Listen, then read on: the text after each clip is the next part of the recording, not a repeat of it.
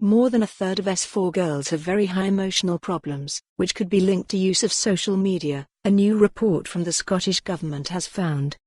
Surveys of secondary school pupils found that, overall, 17% of youngsters in S1 to S4 had such issues. That rose to 34% for girls in S4, more than 3 times the 11% of boys in this age group who report such problems. The report found 7% of boys and 14% of girls in S1 were classed as having very high emotional problems.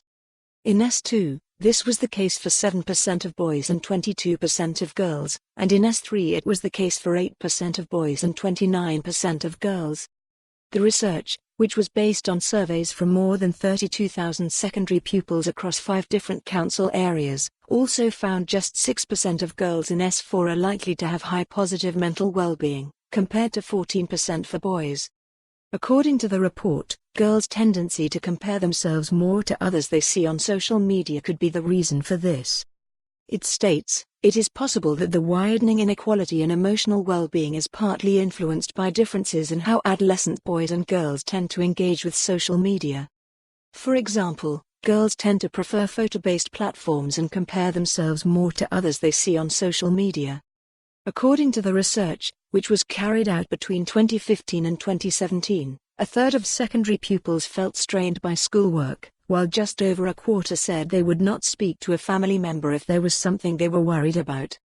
2/5 reported suffering from bullying, with the same number saying they had experienced prejudice in some form.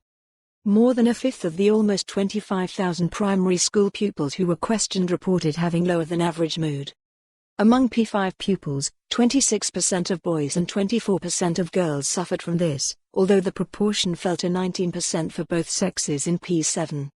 Overall, 2/5 of primary children of both sexes were classed as having a higher than average life satisfaction. More than a third of primary pupils reported worrying about schoolwork, while 15% said they had few or no friends. A quarter reported having a poor quality relationship with their parents. These are some of the numerous factors from different domains that can impact on children and young people's mental health and well-being, according to the report. It explains, school experiences and interactions with family members and peers are consistently important for good mental health and well-being. Good general health and physical activity are also key.